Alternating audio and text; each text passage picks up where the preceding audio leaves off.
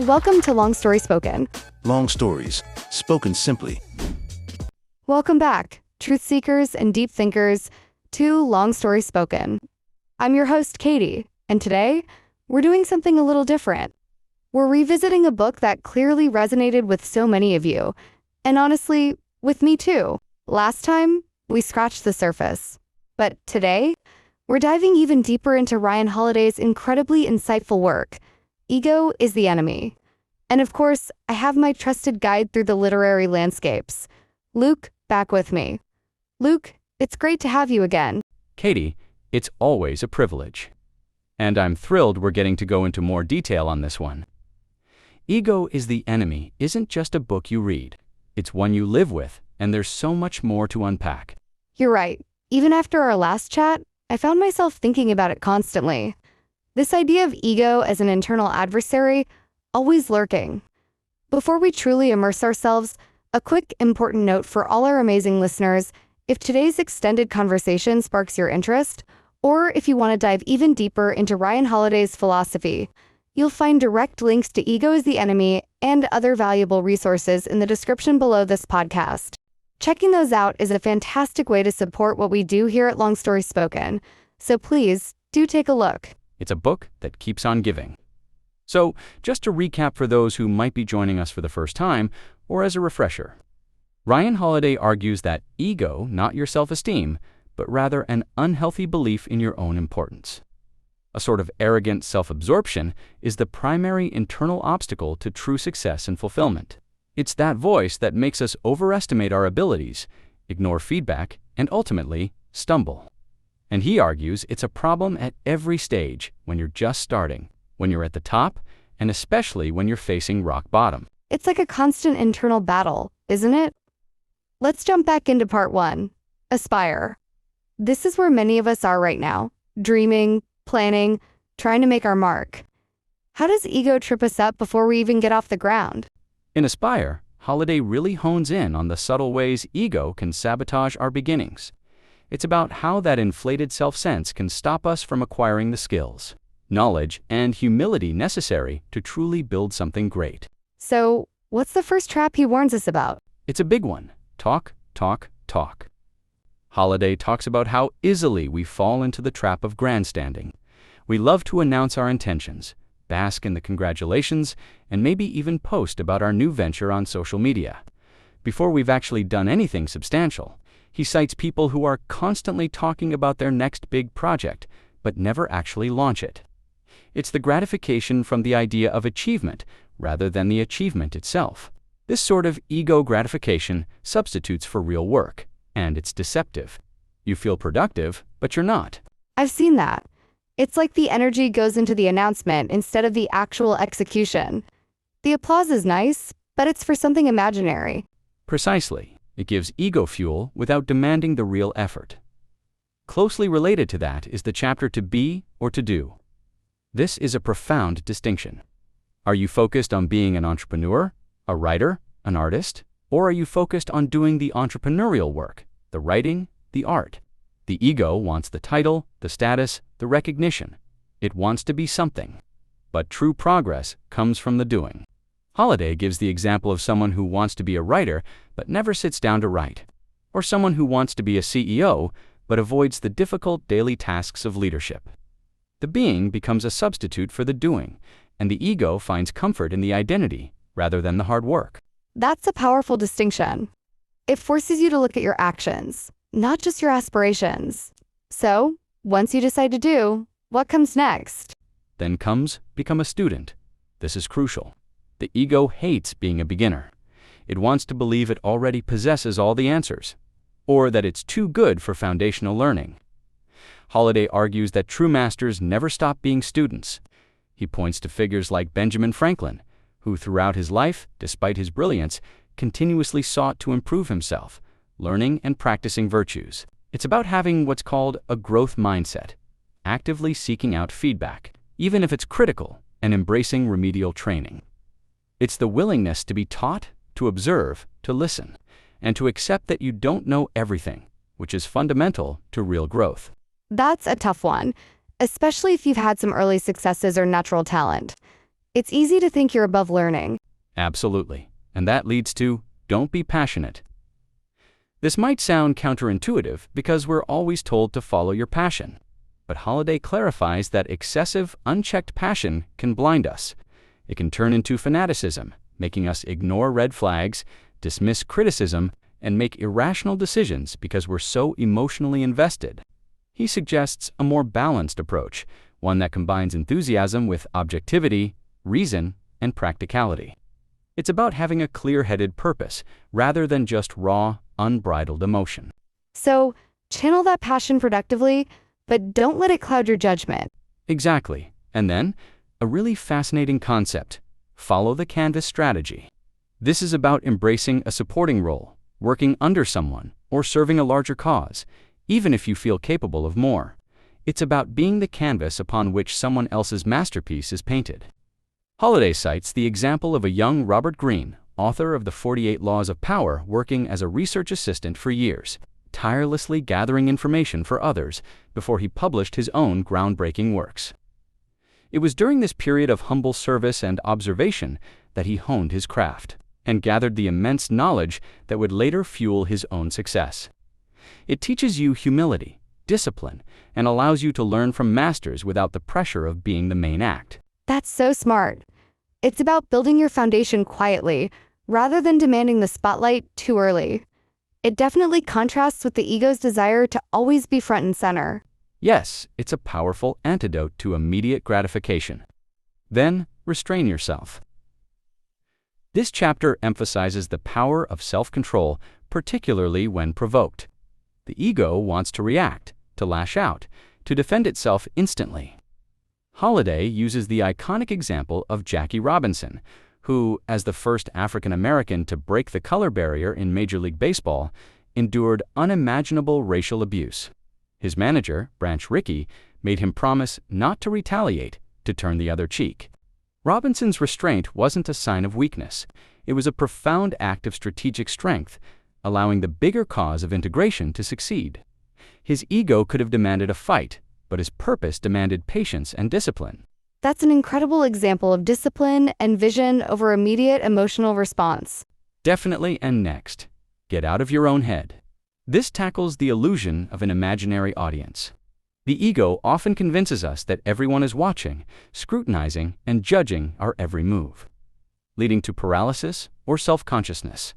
Holiday reminds us that most people are far too consumed with their own lives, their own problems, and their own ego to be overly concerned with ours. It's about realizing that the pressure we feel often comes from within, from our own inflated sense of importance. Freeing yourself from this internal gaze allows you to act more authentically and boldly. The imaginary audience? Oh, I know that one well. It's so freeing when you realize most people aren't thinking about you at all. Exactly. Then, the danger of early pride.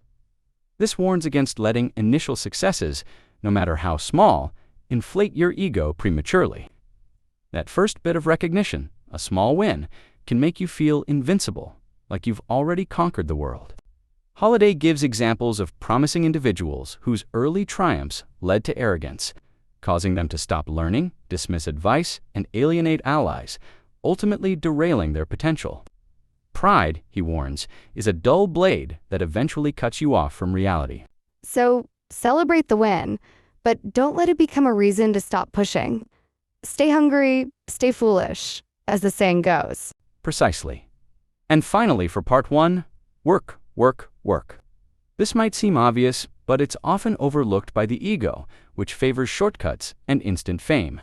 Holiday champions the quiet, consistent, often unglamorous effort that truly builds mastery.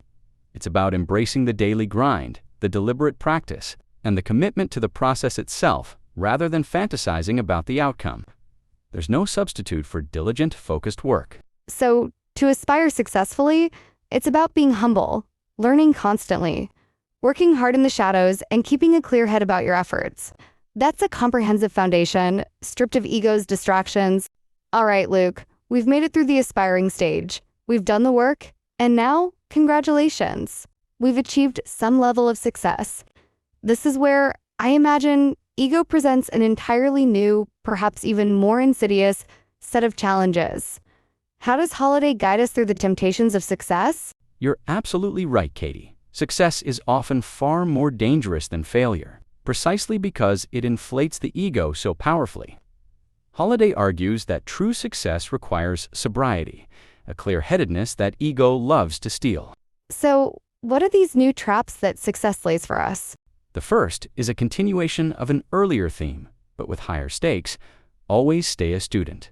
When you've achieved prominence, the ego whispers that you've arrived, that you have nothing left to learn. This is incredibly dangerous. Holiday points to figures like John D. Rockefeller, who, even at the pinnacle of his power, was relentlessly focused on efficiency, learning new methods, and constantly seeking improvement. The moment you believe you know everything, you stop growing, and stagnation sets in, making you vulnerable to those who are still learning. That's so true. The moment you become complacent, someone else is catching up. Exactly.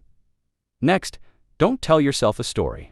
When you're successful, it's incredibly tempting to craft a polished, heroic narrative about your journey, how you overcame impossible odds, how brilliant you were, downplaying luck or the help of others. This self-serving mythology, Holiday warns, is a form of ego. It distorts reality, making you believe your own hype, and it isolates you from the truth, which is always complex and rarely a straight line of triumphs. He warned against believing your press clippings. So, be honest about the messy reality of your path. The failures, the lucky breaks, the help you received. No Hollywood ending for your own life story. Precisely. Then, what's important to you? Success often brings an abundance of choices, opportunities, and demands. The ego, with its insatiable appetite, wants to say yes to everything, leading to overextension, diffused focus, and ultimately, losing sight of your core values and original purpose. Holiday emphasizes the need for a North Star, a clear understanding of what truly matters to you. Without it, the ego will lead you down countless distracting paths, chasing prestige or fleeting pleasures rather than enduring significance. That's a huge one. It's easy to get shiny object syndrome when you're successful. And suddenly you're doing things that have nothing to do with why you started. Absolutely. And then come the truly toxic byproducts of unchecked ego in success: entitlement, control, and paranoia. Entitlement: the ego makes you feel you deserve special treatment, that rules don't apply to you simply because you're successful. This breeds arrogance and alienates people. Control: the ego often feels it needs to control everything and everyone around it, leading to micromanagement, distrust, and burning out your team. Paranoia: success can make you distrustful, constantly worried about losing what you have, seeing enemies where there are none. This isolates you and hinders collaboration. Holiday shows how these three egoic traits have destroyed countless successful people and empires. So, success can turn you into a demanding, micromanaging, distrustful hermit. Not a good look. Not at all. It's the opposite of sustainable leadership. Next is managing yourself. This is about the internal discipline required to keep ego in check. It's about recognizing your own emotional triggers, understanding your impulses, and actively choosing not to let your ego dictate your reactions. Holiday cites figures who meticulously manage their own habits, time, and emotional states to remain effective. Rather than letting success lead to indulgence or recklessness, it's about being the master of your inner world, not a slave to your impulses. Like being your own, very strict, personal trainer for your mind. Exactly. Then, beware the disease of me. This chapter warns against the self-absorption that often accompanies success. The ego makes us believe the world revolves around us, making us lose empathy and focus on the greater good. Holiday uses the example of Katharine Graham, who, as the publisher of the Washington Post during the Watergate scandal, faced immense pressure and public scrutiny. Despite the personal attacks and threats, her focus remained steadfastly on preserving the integrity of her newspaper and upholding journalistic principles. Not on her own fame or personal vindication, it was about the mission, not her. That's such a powerful counterexample to ego. It's about elevating purpose above personal gain or recognition. Indeed, and then, a really humbling practice. Meditate on the immensity. The ego makes us feel incredibly important, central to the universe. Holiday suggests consciously reflecting on the vastness of the world, the countless people and forces at play, and your own relatively small place within it, whether it's looking at the stars, reading history, or contemplating the scale of nature. This practice helps deflate the ego's inflated sense of self-importance and reminds you of reality. Like stepping outside on a clear night and feeling utterly tiny, it's a great way to put things in perspective. Precisely. And finally, for part 2, maintain your sobriety. This is the overarching theme. It means remaining grounded, disciplined, and realistic despite success. Don't let accomplishments lead to arrogance, complacency, or an abandonment of the principles that got you there. It's about being eternally vigilant against the ego's temptations, knowing that success can be fleeting if not handled with care. So, the path through success requires constant humility, self-awareness, and unwavering focus on purpose, and a healthy dose of perspective. It sounds almost harder than aspiring, because the rewards are so intoxicating. All right, Luke, we've talked about aspiring, and we've talked about navigating success. Now, for the part that no one ever wants, but everyone inevitably faces, failure. Whether it's a small setback or a complete disaster, how does ego as the enemy help us when things go wrong? And ego is whispering its destructive messages. This is perhaps the most critical section, Katie, because it's where ego can truly betray us, pushing us further down rather than allowing us to learn and recover. When we fail, ego wants to blame others, make excuses, dwell in self-pity, or simply deny reality. It's a self-destructive voice that, as you said, adds insult to injury. So, what are the key lessons to avoid letting ego completely derail us during tough times? First and foremost, alive time or dead time. When you're facing a setback, a period of forced inaction, or even imprisonment, you have a choice. You can either fall into dead time, where you lament your fate, feel sorry for yourself, and accomplish nothing. Or you can make it alive time, using the period to learn, reflect, read, plan, and improve yourself. Even if circumstances seem bleak, Holliday gives the example of Malcolm X, who, while in prison, dedicated himself to reading, learning, and transforming his mind, turning a period of confinement into one of immense personal growth. It's about choosing to extract value from adversity. That's incredibly powerful. It means even when you can't change your situation, you can change your response to it. Exactly then, the effort is enough. This chapter is about finding meaning and satisfaction in the process itself, regardless of the outcome. The ego ties our worth entirely to external results and validation. When those results don't materialize, ego is crushed. Holliday argues that if you truly give your best effort, if you commit fully to the work, then the effort itself holds intrinsic value. This allows you to walk away from a failure with your integrity and self-respect intact, knowing you did your part, even if external circumstances were beyond your control. It cushions the blow of ego-shattering external setbacks. So, it's about shifting your scorecard from external wins to internal commitment. That sounds incredibly freeing. It truly is. Next, Fight Club moments. This is a vivid metaphor for confronting brutal truths about yourself or your situation. Truths that the ego desperately tries to avoid.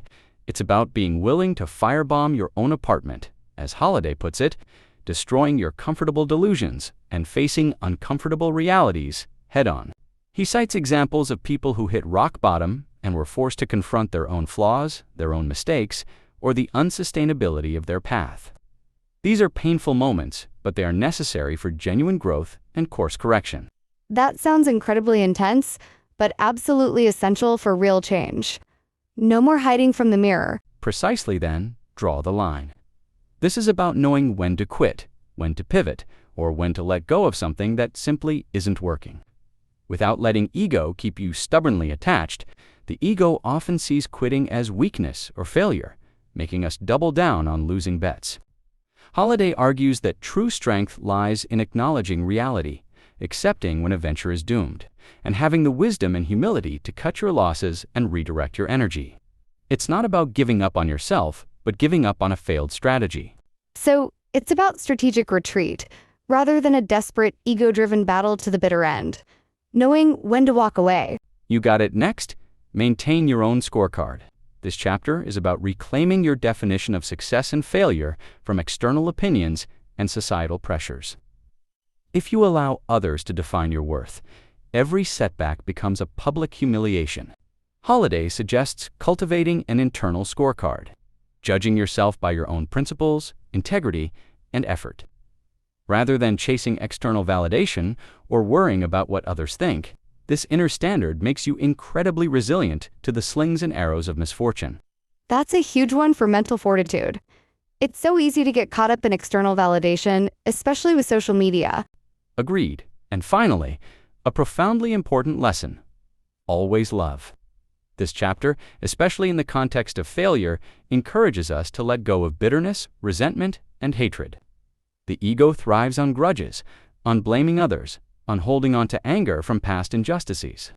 Holiday gives the example of Dave Mustaine, the founder of Megadeth, who, despite immense success, was tormented for decades by his resentment over being kicked out of Metallic early in his career. This kind of hatred is ego in its most destructive form, corroding from within. Love, kindness, and forgiveness, on the other hand, are egoless, open, and constructive, allowing you to move forward and heal. That's a beautiful and powerful way to conclude the discussion on failure. It's about choosing peace and growth over lingering pain. It truly is. Overall, Ego is the Enemy isn't just a book of advice. It's a deeply practical guide to understanding and overcoming our most significant internal adversary. It's a reminder that while ego might feel like a driving force, it's ultimately a destructive one.